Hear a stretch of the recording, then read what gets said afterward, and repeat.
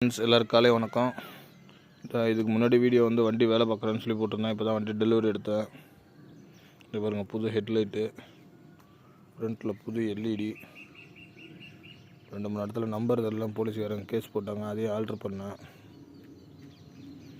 இப்போ தான் வந்து எங்கள் டிரான்ஸ்போர்ட் ஆஃபீஸில் உட்காந்துருக்கேன். ஞாயிற்றுக்கிழமை இதோ பின்னாடி விவசாயம் பண்ணியிருக்காங்க. இது வந்து சோளம்.